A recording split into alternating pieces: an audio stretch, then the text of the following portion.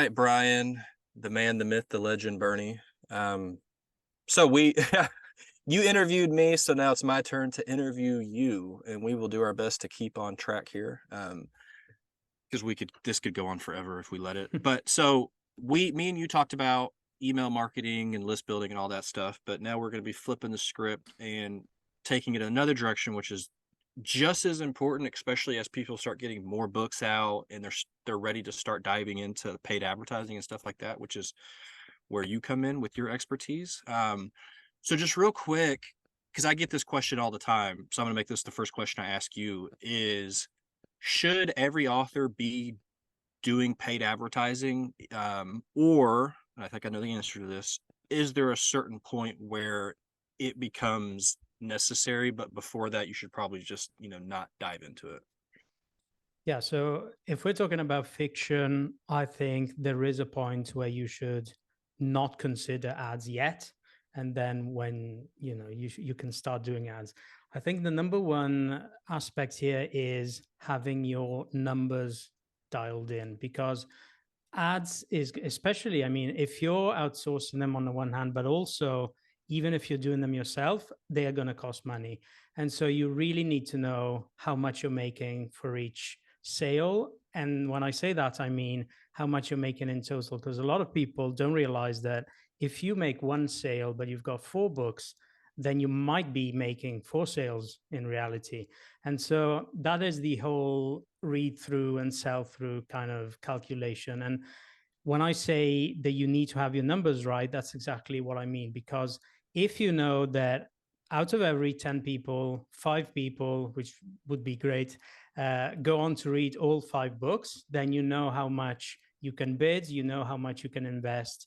And that's because the especially on Amazon, but also on other platforms, paid advertising has become very, very expensive.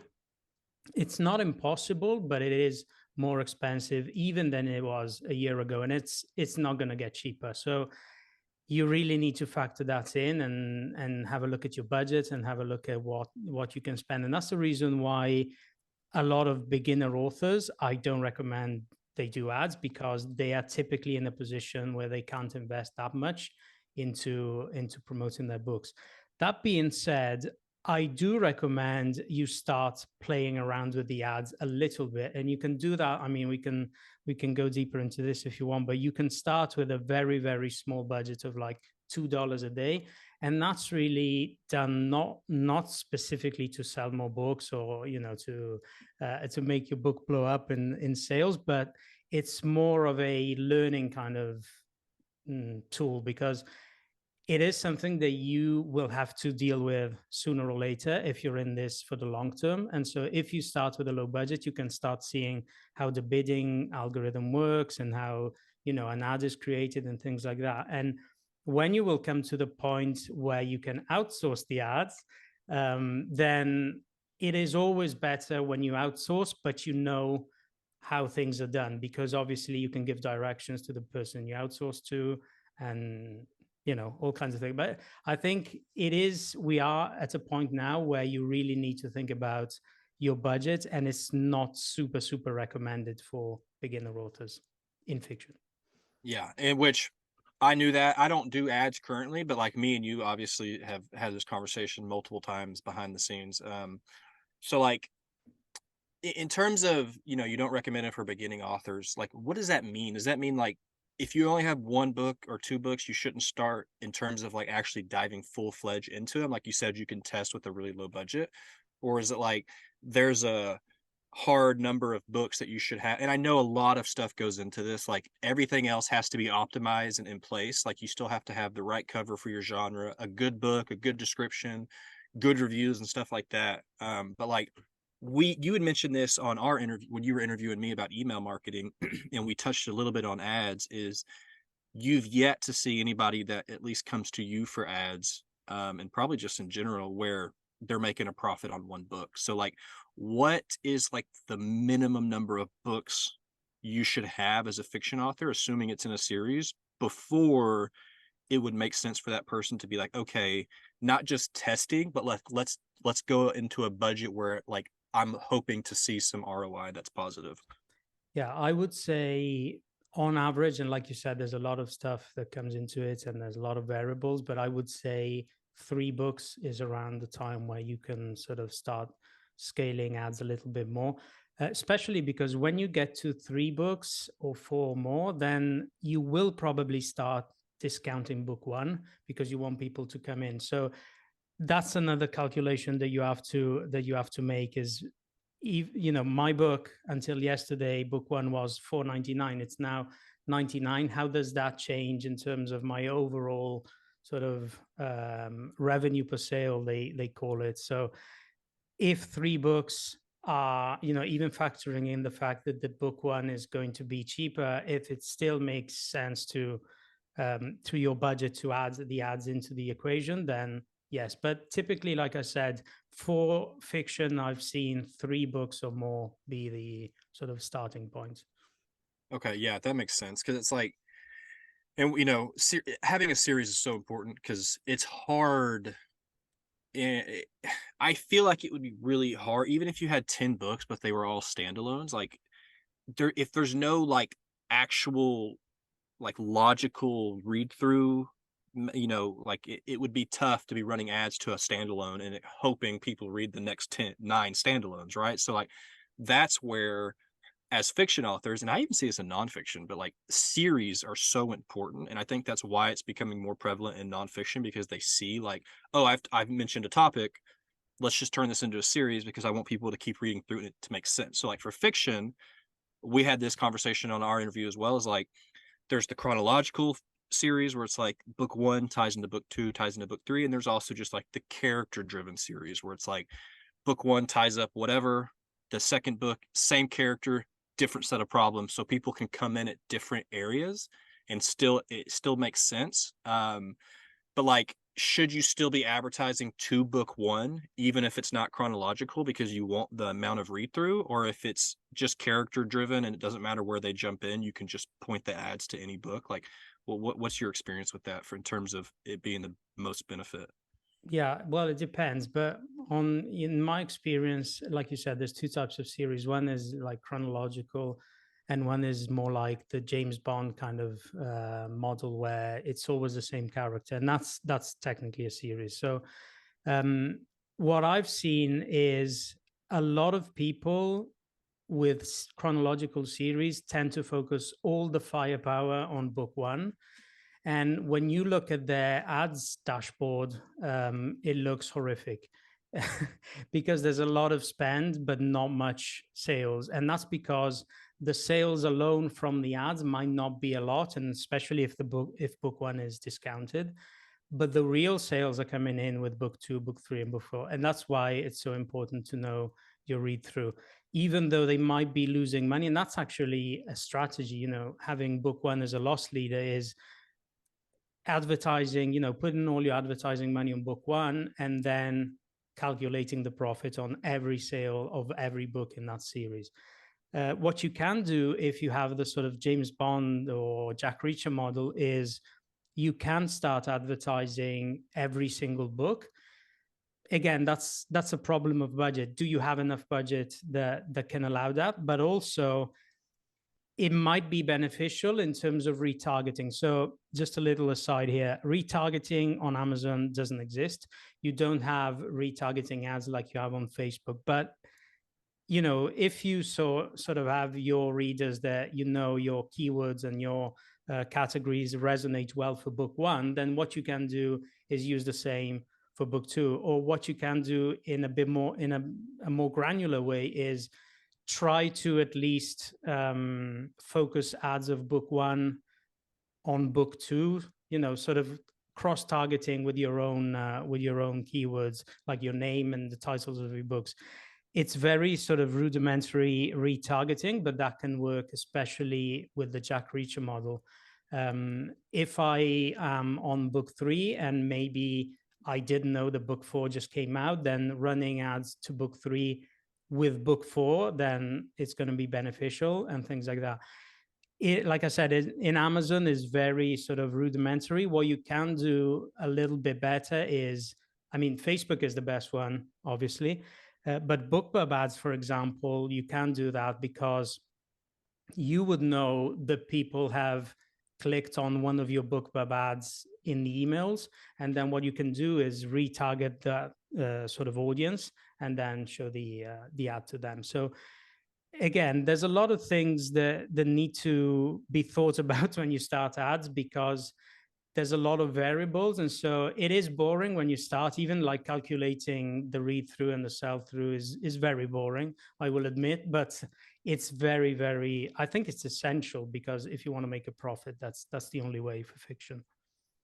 Yeah, so we've mentioned, or you've mentioned read through a couple of times. Like what is there like a specific like range of read through you should be looking for in a series? Let's say like you just have like a 5 book series or like whatever it is.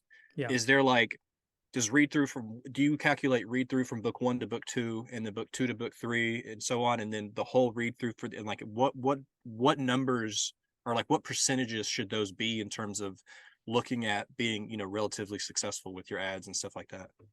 Yeah, there's a few ways. We calculate both. So we calculate read through from book one and book two, and then we calculate read through across the whole series. Um, there's a little difference there between read through and sell through. If you are in Kindle Unlimited, we call that read through, because essentially people are not buying the books, they're borrowing them, and so we're talking about page reads. If you are not in Kindle Unlimited, people are buying the books, and so we call it sell through. But it's essentially the same thing. What percentage of people who bought book one go on to buy book two, and then book three, book four, book five? Typically, what is usually happening is when they move from book one to book two, there's a slight drop. But if you keep them for book two and then book three, and then there's a lot of other books after that, the percentage keeps on going higher, because people are essentially your super fans, as everyone says. So if they stuck with your series until book three, it's very, very likely that you're gonna have them for four, five, six.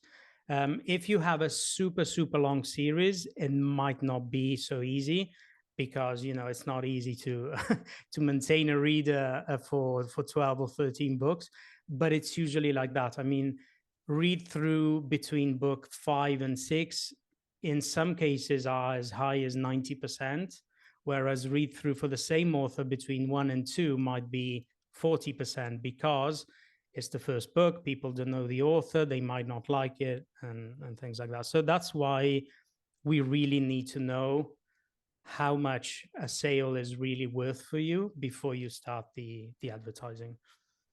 Now, how in the world do you calculate this? Like as an author, if you're running ads, and as an author who's not running ads, how in the world do you figure out what your read through or your sell through rate is? Yeah, there's a few formulas that we essentially use, but it's a percentage game. So you look at your sales of book one, and then you look at your sales of book two, and then you calculate the percentage of people from one book to the other. It's not an exact science. It's not like Amazon is never going to give me the name of Mr. John Doe who read book one and then went on to read book two. It's an estimate. It's an average estimate of, but it's usually, quite accurate. We don't, like I said, Amazon doesn't divulge the the email addresses. I wish they would, but they don't. So it's a numbers game essentially. It's an average, and the same can be said when you calculate your actual revenue per sale. So, for example, we call revenue per sale the actual royalties that you get if somebody reads your whole series. So, if you have 4 books, it might be, I don't know, $7. That is just an estimate. It's not going to be accurate to the decimal point, but it does give us an idea of, for this specific keyword, if I know that out of 10 readers, 5 are going to go on and read the whole series, then I can bid higher, because I can sustain that cost with the royalties I get. Okay, so when you're talking about like revenue per sale, you're talking like if you were just to guesstimate, if for every time you sell a book to a new person, on average that could represent a $7 revenue for you as an author? Yes, this comes when you've had a few sales, obviously, because if you only had, just starting out, it's impossible to calculate. But if the books have been out a while and you've had a few sales, you can estimate that out of 10 people who buy book one, they go on to buy book two, book three, book four. And overall, the typical reader who goes on to buy all the books, you essentially add up all the royalties that you get for each book, and they go up to, I don't know, for example, $7. And that's your actual revenue per sale. Again, there might be your next reader might only buy book one and get fed up, and that would not mean that they are worth $7. But on average, you know that, for example, 50% of your readers are worth $7. Yeah, and it's like you said, it doesn't have to be an exact science, but at the very least, what that'll do is give you an idea of like what could your budget be for ads in terms of not burning a hole in your pocket as you continue on and stuff like that. Um, Yeah. but Uh, yeah, Sorry. go ahead. Go ahead. No, go ahead. No, especially because if you're writing in a popular genre, which we all advocate, uh, it's going to be more expensive. The clicks are going to be more expensive because there's a lot of people in that genre. It's very competitive. So if you go in and you know you can't spend more than 50 cents a click, then you're not going to stand much of a chance to be visible enough to make sales. Okay, then let me play devil's advocate. Why not go to a less known niche, so you're not having to pay so much per click? Because the less known niche is going to be less there's going to have less readers. I mean, you can go with a sort of a smaller subcategory, and that's fine. I mean, even a subcategory of thriller is still going to be huge in some cases. And yes, you can go for a bit of a smaller category, but it will have an end. And also, because targeting on Amazon is pretty much based on other people's books, the most, it is based on keywords as well, but the most effective one is based on other people's books. So, for example, I want my ad to appear on Philip's books. Then if your book page has a lot of traffic, so a lot of people are seeing your book, then I have a higher chance of converting those people into my fans. Whereas a very obscure book that nobody looks at, I might get cheaper clicks, but then I'm not going to get enough. And so I'm not going to get enough sales. That's why. Okay, yeah, that makes sense. I kind of knew that, but I was just somebody's probably Yeah. thinking it when we were talking about it. So yeah, that makes perfect sense. So in terms of, because this is part of like what we're titling this talk as, there's this like 80/20 principle when it comes to ads. So what exactly does that mean in terms of, when we're talking paid advertising for fiction authors? Yeah, two things in general. So one thing is focus on one platform first, get that one working well, and then expand to the other ones if you have the budget, obviously. So focus on the one that you may know from your author friends or in general. I mean, you will have to try all of them at some point, but if you know that books in your subgenre perform very well with Amazon ads, start with Amazon ads. The reason for that is, on the one hand, it's going to save you money if you only focus on one platform. But also, if you do everything at the same time, it's going to be very, very hard to track what is working and what isn't. It is a little bit better now with Amazon attribution, and I can explain what that is if you want. But in general, if you're advertising everywhere, it's going to be hard to know where those clicks came from, and then possibly scaling that specific avenue of advertising. From a specific campaign point of view and advertising sort of philosophy, there are a lot of people out there, a little bit less now, but there's still a lot of people advocating the so-called spaghetti on the wall approach, where you essentially launch, talking about Amazon ads now, launch 1 million campaigns with 1,000 keywords in each one of them, and something's going to stick, which was a valid tactic until a few years ago. I mean, we did use it in the agency. Um, Unfortunately, not anymore. And the reason behind that, a lot of people are skeptic about this because they say if I cast a wider net, then I'm going to have more results, better results. But if you go back to what we said about the competitive categories, now think about an ad that has 1,000 keywords. You're going to need impressions for those keywords. So, for example, you're going to have to pay, I don't know, $10 a day. Now, for 1,000 keywords, you will then need clicks. And so those clicks might be scattered around, I don't know, 50 different keywords. Okay. Of those 50 keywords, how do you know which one is working best? You don't, because everyone has got one click. So it will take you months or possibly years to to find what works if you have that approach. Yes, you will get a few sales here and there. Like, very famous target was the word book, and people were freaking out because they were saying this word book gets me 1 million sales. Yes, it's true, but in the long term it's useless because you can't scale it. You don't know what comes after. So if you, on the other hand, focus on batches of smaller batches of keywords, then you have enough data to be able to make a decision on whether or not those keywords are working.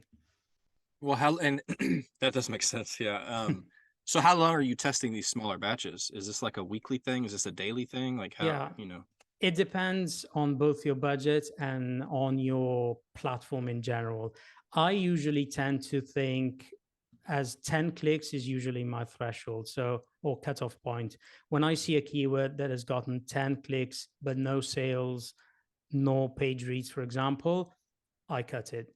And then what I do then is I don't forget about it. I don't delete it from from my computer altogether. I just keep it there, but I know that that didn't work now. So I might use it later, might try it again later, but I want to go through batches of 20, maybe 30 keywords at a time.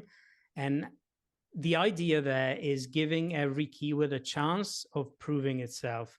Now, if you're using keywords like thriller, it's going to be very, very hard because people who are bidding on the keyword thriller might be paying like $4 a click or something like that. But if you have smaller, more longer tail keywords like thriller set in Spain, then with a smaller batch of keywords, you will have enough clicks that will allow you to make a decision. So a keyword can actually be like a sentence. Like, so Yeah. you're not just one word batching. You're it's like you mentioned thriller versus thriller set in Spain. You're going after essentially the same person, but you could be paying a lot less for this click than you would for this click. Yeah, there's a way you can do that automatically through Amazon, but it's not super efficient. So a keyword is the either one word or a short phrase. The short phrase is also known as a longer tail keyword.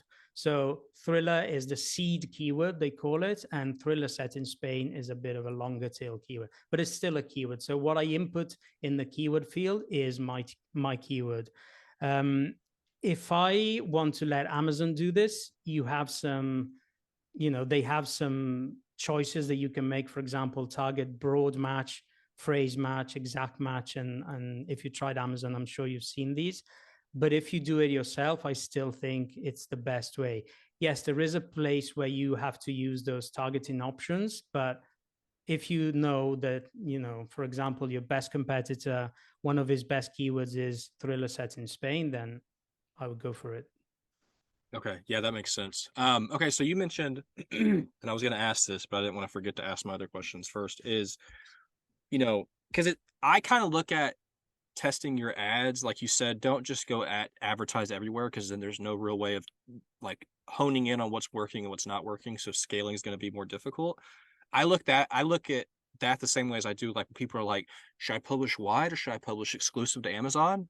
I do Amazon exclusive right now, and it's for one main reason. It's because I only have to handle one platform. Yeah. So it's like, yes, there are methods and strategies of going wide that can be really beneficial, but for me as a self-proclaimed simpleton, like I know if I can just focus on one platform, the chances of me running into issues that I can't really handle or figure out are going to be a lot smaller than if I was just blasting my book everywhere. Yeah. um so in terms of ads, like we know there's Amazon, there's BookBub, there's Facebook. Like, where, if somebody's just getting started, where's the best platform to start and get used to before you expand out to the other ones? If you're just getting started, I would, and you're, especially if you're exclusive to Amazon, I would go Amazon immediately, because there isn't a huge advantage to being exclusive like there was once upon a time, but now, but there still is a bit of an advantage. So it's not written in stone, it's not in the Amazon terms of service, but we see that if somebody is exclusive, the ads, they don't work better in general, but it seems like they have a little bit of a um of more power. But it's not, like I said, it's more of a, I am on Amazon, I'm exclusive on Amazon, let's dominate Amazon if we can first, and then go to other platforms. The key here is also thinking about what do you want to do in, you know, in the long term. If you want to be wide right from the get-go, and you know that you always want to be wide, because some people do, like they think about Amazon as only one store. I tend to disagree with this, but they think of Amazon as only one store and they want to be wide immediately. Then at that point, it might be okay to start looking at other things like BookBub, maybe, or Facebook, because they are the only ones that can actually advertise outside of Amazon ads, obviously. But those platforms at the same time are a bit more difficult, because even though BookBub, for example, the interface of BookBub ads is very, very simple, like it's bare bones. But the problem there is that these platforms like BookBub and Facebook don't report sales on the dashboard because they don't have the sales data. With Amazon ads, everything is there in front of you. So the spend, the sales, it's all there because it's all on the same platform. So it's not super easy to calculate the effectiveness of these other types of ads. And especially if you're starting out, it's not going to be super straightforward. Yeah, that makes sense. And I've always thought of it again. I don't do ads currently. This is just the way I think about it. And it could be right or it could be wrong. Is why I would always think Amazon would be the best place to start and probably scale just in general is one of two reasons. Well, one of them you mentioned, it's all reported in Amazon's dashboard. BookBub and Facebook, they don't have access to that data, so they can't accurately report to exactly what you're getting in return.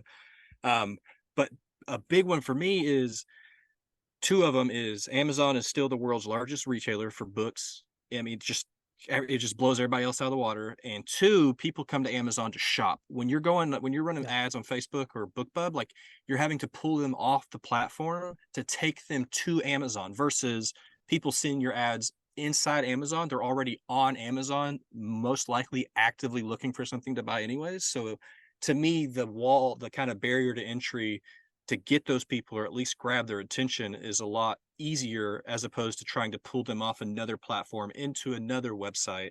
But again, I don't know if that makes sense or not. Yeah, yeah, definitely. And also because Amazon, you know, people who are exclusive on Amazon or want to go exclusive on Amazon sometimes freak out.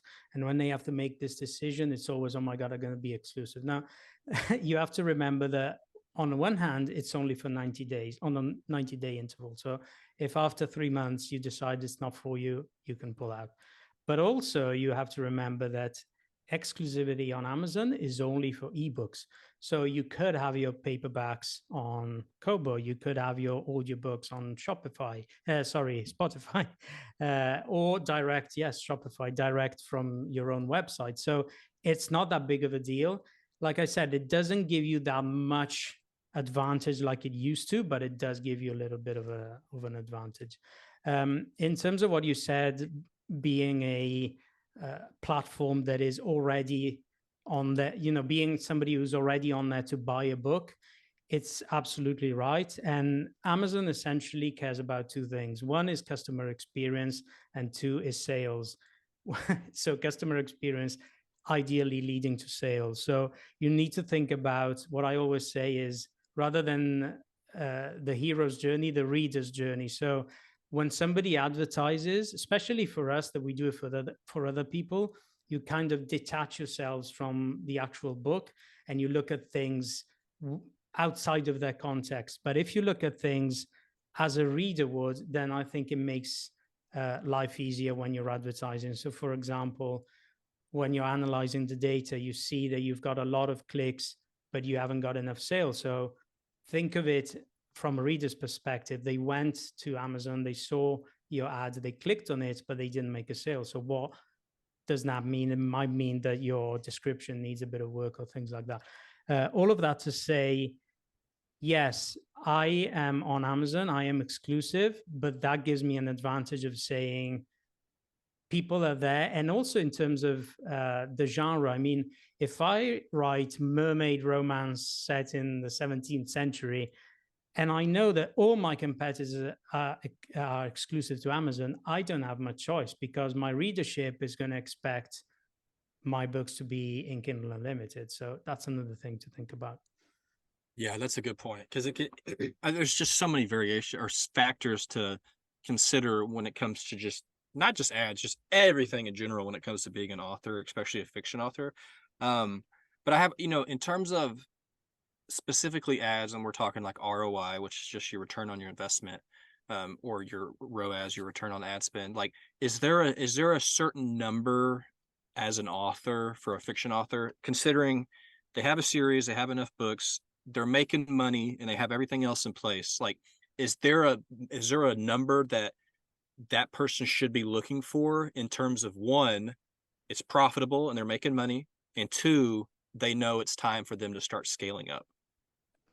Yeah, in terms of it's profitable, anything that is, after 3 or 4 books, anything that is profitable is considered good.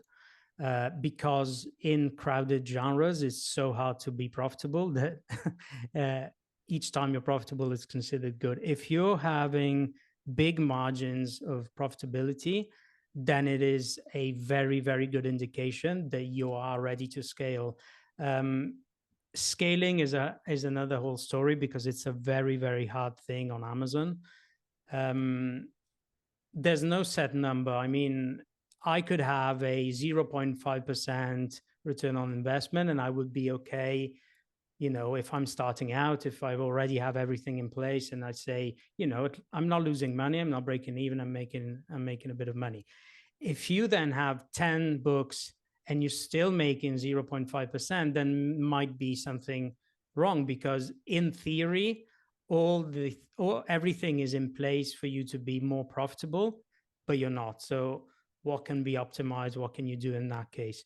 If you have big margins of profitability, then like I said, you're very much likely to be leaving money on the table. And if you can optimize, you might be, looking at very, very high sort of returns in terms of scaling.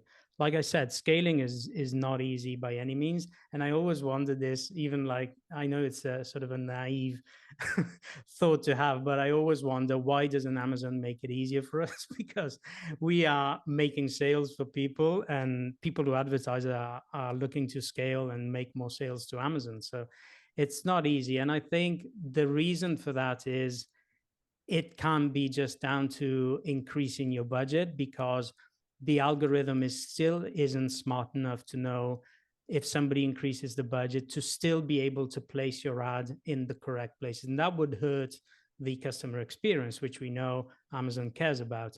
They are really, really obsessed with customer experience. We know how easy they make it for people to buy, like the one-click buy and all of that.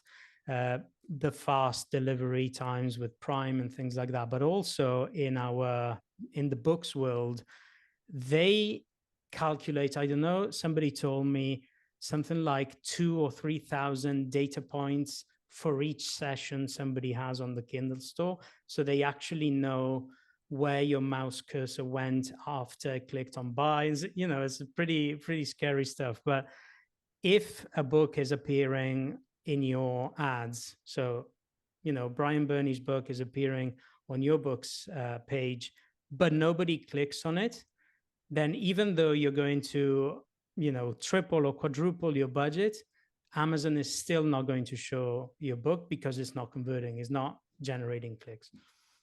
Okay, which essentially to be upping your budget and not making more money, which Yeah. if you're going to scale, the whole point is spend more, you make more.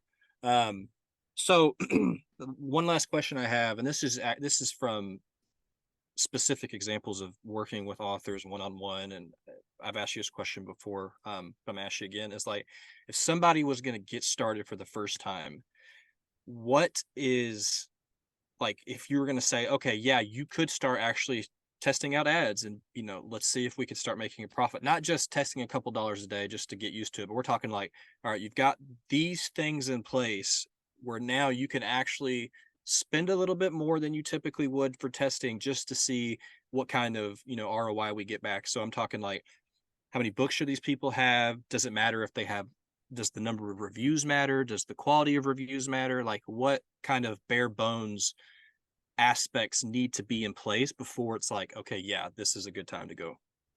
Yeah, provided the cover is pro exceptional, provided it's written in a popular genre, all these things in place.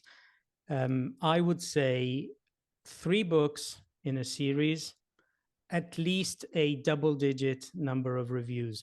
And I know that sounds stupid, but sometimes, well, not sometimes, most times, it's more of a psychological thing. If you see a book with more reviews, you're more inclined to click on it than you would if a book has 0 reviews.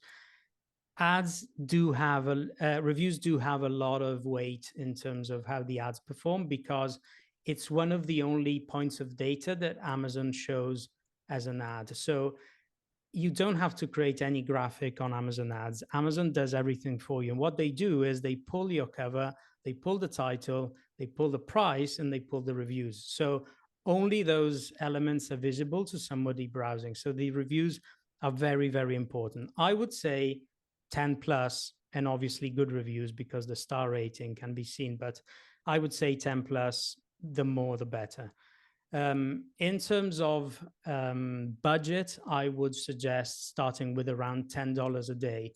If you're comfortable, like, you need to go into this with the mindset of, I'm starting for the first month with $10 a day, which equals $300.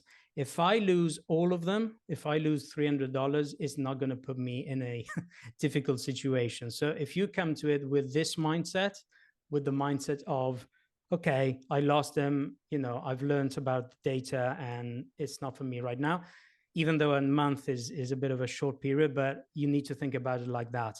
Set aside $300, $10 a day, and that is going to give you usually enough movement to see some results. But another very, very important thing that we didn't talk about is the book already ranking fairly well? And what I mean by that is it making at least a few sales already? And this is the typical catch 22 position question, the chicken and egg situation. So I need ads to make my book sell, but what do I need sales to make ads. So yes, it's true, but I don't mean like 100 sales a day. Even 1 or 2 sales a week is good, because Amazon is going to favor your ads more if you're already making a few sales, because they know that the book converts, and they know that they're going to make a sale probably if you put fuel on the fire rather than you're starting from zero. So a book that is ranking, I don't know, if you want a specific number, I would say at least less than 100,000 overall in the Kindle store, not in a specific category. 3 books, $10 a day budget, you should be starting to see few results. And even if you don't, all the data that Amazon gives you is going to be a lot of learning, because you will see what people clicked on and then they didn't buy. You will see where you got impressions that didn't end up in clicks, and so it's all learning. Yeah, which is important because I tell people this all the time, authors, obviously specifically, is if you're not thinking this way right now, I think you need to look at it as this is a long-term game. The whole cliche, it's a marathon, not a sprint kind of thing. Like, Yeah. but if you're thinking as an author, and let's say your goal, and this doesn't have to be your goal, but like, let's say your goal is to make as much money from your authoring as possible. Maybe it's to replace a job so you can quit your job and write full time, which people do. Or maybe it's just supplemental income. You like your job, but you want to make a little extra for whatever. Like, regardless of what it is, if your goal is to make any kind of money, it is a long-term game.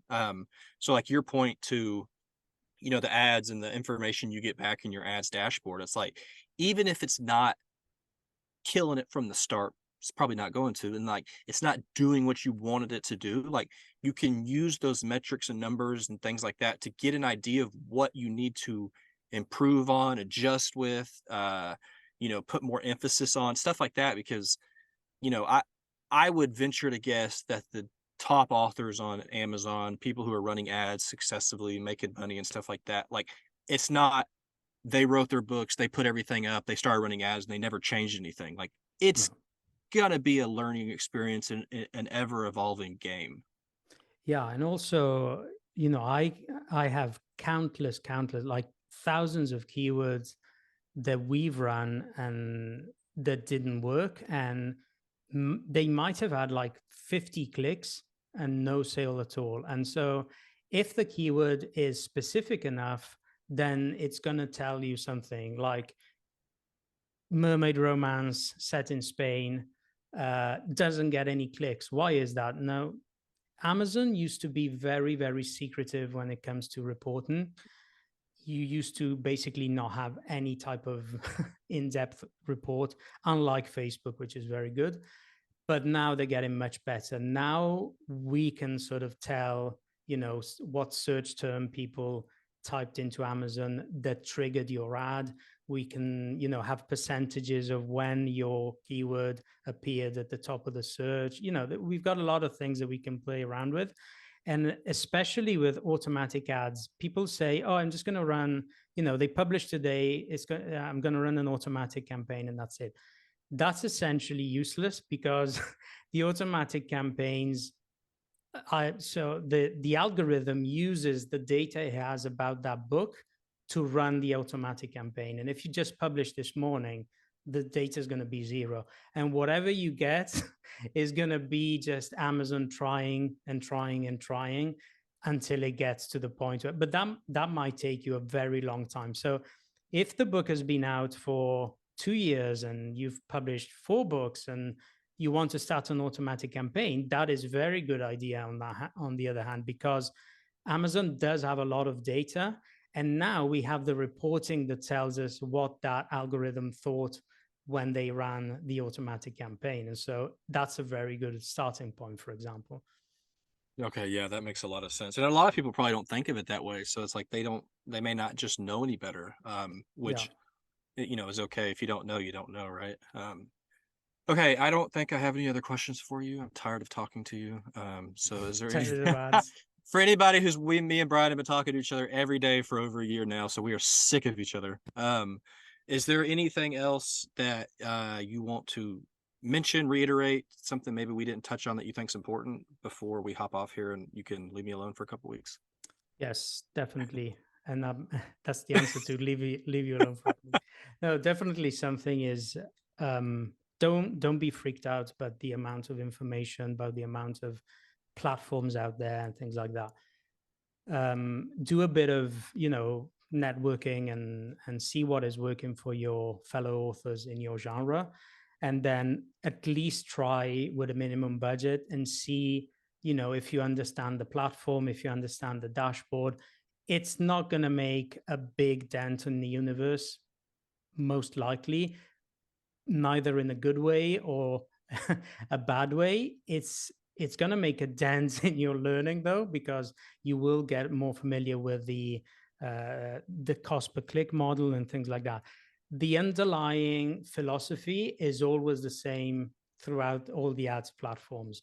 Even if tomorrow you're going to run TikTok ads or Quora or whatever, Twitter, or it's always the same kind of philosophy. So if you get accustomed to it, if you get your hands dirty, then it will benefit you very much in the long term, especially because if you look at all these platforms that are seemingly free, at some point they started advertising. Facebook used to be completely free.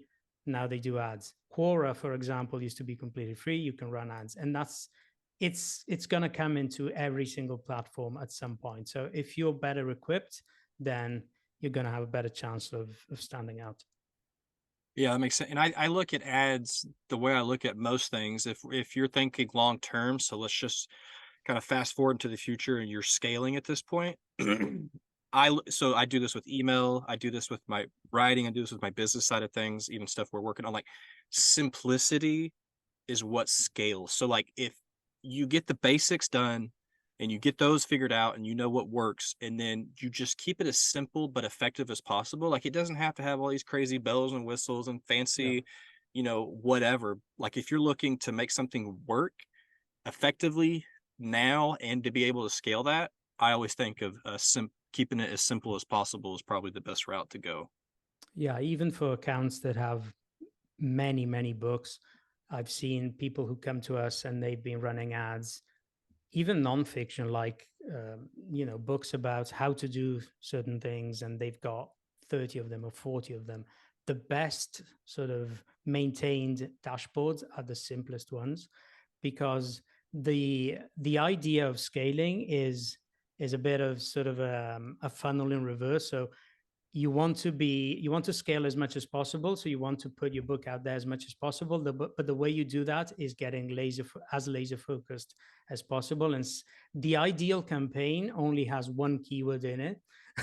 And so you want to come to the point where you've written a book, for example, on how to cure lower back pain, and you have one campaign that has one keyword, and it's how to cure lower back pain, and you're dominating that keyword all the time. So the more you get simple with these things, the more effective they're going to be.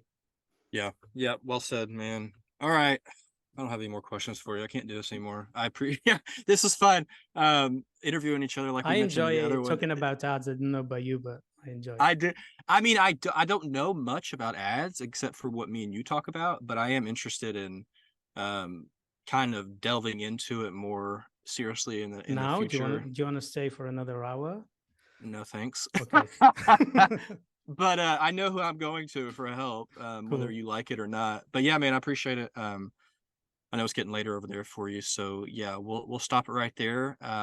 Hopefully, for people, I think what we just talked about is really good for people who just getting started or don't know much about ads, and for people who have kind of experienced it. Maybe they know their way around ads and the dashboard and stuff like that. So I think this was kind of an overarching session that can help a lot of people. So hopefully, you took something away from that. I did. I always do in these sessions. But yeah, man, that's it. Thanks for this, everybody. If you're watching, listening, however you're taking it in, hopefully you got something from it. And yeah, we'll see you guys later. Thanks, guys.